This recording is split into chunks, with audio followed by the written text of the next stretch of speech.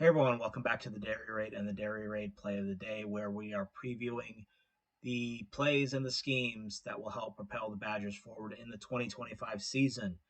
And we're back on offense today talking about the vertical passing game and how we can set up a down the field passing game when when we look at the offense as a whole. We may have some pieces missing and some question marks that could take away a traditional down the field passing game.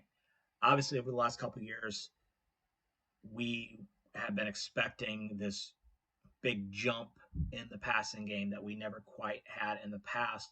A real downfield component. Sure, we've had pieces. Sure, we've taken attempts downfield over the years, but it's really not blossomed into a fully functional part of the offense.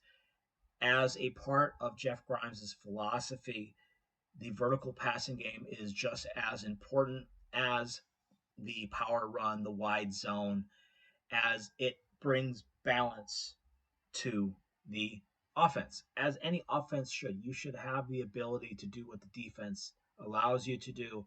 That is having true balance. But this season, so far in spring camp, there have been a lot of questions coming out, and which is leading us to think, can we have the down the field passing game that we want, that we've been promised? How can we do that when we have an offensive line that is having problems with speed edge rushers? How can we do that when we have a receiving core who maybe is still having problems with separation, even though they have speed? They're not able to push the ball downfield. Some of these deep threat options that we've been hearing about so much have been quiet in fall camp. Well, it comes down to smart scheme, and it comes down to, again, that core philosophy that I always like to talk about, and that is the conflict of assignment that we can create within the defense. And when you have an offense that has flaws, in order for those flaws to be hidden, you have to get the defensive eyes looking somewhere else. And that's what we are going to do today with the play that I've whipped up here for our play of the day. I think this is something we'll very definitely will see in the fall in different variations, because it builds off of some things that we've already talked about so far in our preview. So let's go ahead and get into huddle right here. So starting out in I formation, release the pistol I formation to raise a cheer amongst the crowd, amongst the sweater vests. We're going back to good old Wisconsin football. Well, we're going to start here, and we're going to do what Jeff Grimes likes to do, and we are going to shift out of this. But we're going to show that we can run a down the field passing game out of 12 personnel. This is also a way to run a down the field passing game with 12 personnel when we could be missing some key components that we had thought we were going to have before. So we're going to call this play I gray to small orange zip 69 Oregon F rail. In my terminology, that is about as crazy as we can get. So let's start at the beginning and we'll work our way to throughout the play. I gray for me is my I formation. Gray is the 11 personnel with a tight end. When I trade this guy out for a running back and we go into pistol like this, we call it I. And there we go, get that off. Okay, so we're going to go from I gray to small orange. Small orange is my twins bunch formation, and we're going to move some people around. So if we're going to shift, I'm going to put a lot of crazy lines on the field here, and then we'll come back and clean it up later. All right, so what we're going to do here is I'm just going to color code everybody so it's easier for you guys to see once everybody has moved around. All right, So when we go from eye gray to small orange, again, a bunch formation, I am going to swap over my tight end from the right to the left, right there. I'm going to swap over my fullback, second tight end, to a wing right here. I'm going to take my wide receiver. We're going to motion him into a slot on the other side. And actually, not that far because we're going to be in bunch right here. And then we're going to motion my Z receiver right here in a bunch. And then the small component is the running back on the weak side. So we see all this craziness, and once we clean it up, it's going to look like this.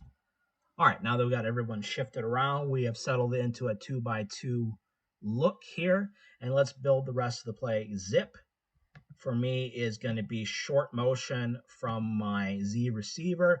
This could be your outside receiver. This could be your slot receiver. Any type of receiver who you could see who could create horizontal stress. So a guy like Tretch would be great for this. Guy like Jaden Ballard, any player like that.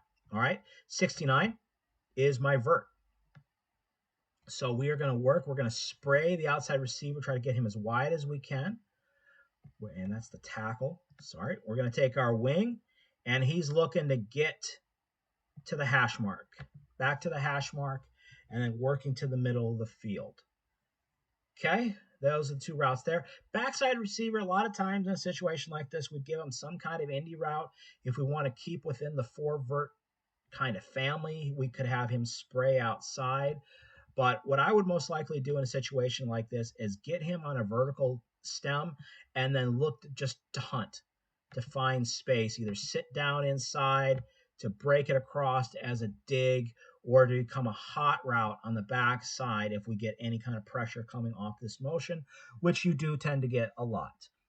All right, Oregon for me is play action off of outside zone, wide zone, or jet sweep. So here we have a jet sweep look. We're going to stick the ball in the belly of the running back or the motion guy. Don't even have to do much. This can be really just be a poke, but stick it in there, and then I want him to bubble out and become the check down option, and also just a source of eye candy to keep the flat defenders from sagging. And then the F rail is our running back running up the rail, which is the seam created by the spray of the outside receiver and then the work to the hash mark of the inside receiver or the tight end, fullback, whatever we want to call him in this situation.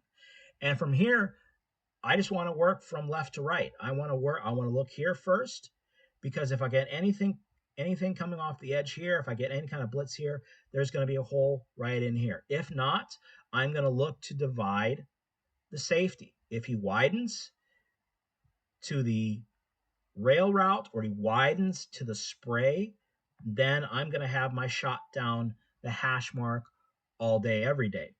If he sits inside, if he's worried, if he's guarding that hash mark because they're rotating, whatever, then I can look either quick to the rail. This is not going to get as deep, obviously, as this outside route, but it's going to find some open space. And then, of course, I can work outside to my outside receiver, especially if we get in a situation with some kind of cover 2 kind of look where he's going to jump this bubble, especially we run a lot of bubble. We run this bubble outside zone, bubble wide zone, inverted veer, anything that we talked about, like we talked about last week, can create high-low stress on this corner, which can create a whole shot right there. And if all else fails, yes, I know you people hate checkdowns, but would you rather have a check down or a chance to gain yards, or a throwaway, a throw into bad coverage, a throw to a covered receiver, or just throwing it out of bounds? A check down is better than nothing. Okay, especially get a guy like Tretch, get a guy like Jaden Ballard with some wiggle to him, and we can create some yardage. So this is the type of play. Because we are working play action, we are going to get different footwork and different reads from the defensive line. They are not going to necessarily get into heavy pass rush mode, because that will put them out of position for the jet sweep, the wide zone, or the inverted veer. So this is a way we can manipulate the front to change pressure. By giving eye candy with the shifts and the motion, you create a lot for these underneath defenders to look at. And this can also slow them down in whatever their pass coverage responsibility is going to be, which can open up the downfield passing game. The downfield passing game does not have to be 50 yards downfield. It can be 12 yards downfield if it's consistent. And that's what we can get from a play like this. So this builds off of stuff that we've already been using. Again, the jet sweep motion, wide zone. We can run this out of pistol. You name it. It builds off of it and creates another point for the defense to look at. Both sides of the equation. They have to worry about the vertical shot just as much as they need to worry about the side to side run game. So plays working off each other and ways that we can go. Seeing this builds really well off of Jeff Grimes' scheme. They ran something similar at Kansas. So just a simple way right here to get vertical without having to have a quarterback who's going to throw the ball 50 yards downfield or offensive line who can pass protect for 3 seconds, whatever. So there we go. That is another play of the day. And not quite sure if we're going to do another one of these before we get into Miami of Ohio. I think we're going to probably start thinking about game planning. So I think next time we come back with the Dairy Ray, we might be talking about depth chart and how the Badgers are looking going into week 1. So until then, thank you for watching and see you next time.